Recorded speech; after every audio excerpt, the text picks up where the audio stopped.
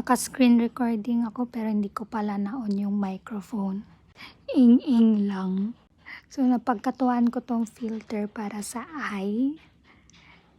Insecure kasi talaga ako dito sa eyes ko. Masyadong maliit. So, dito, pwede mong palakihin.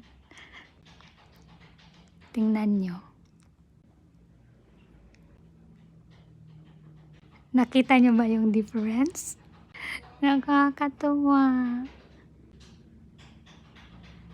Ayan o, halata o. Ang liit. Unti-unting lalaki.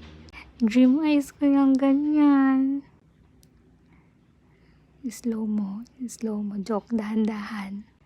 Dahan-dahan.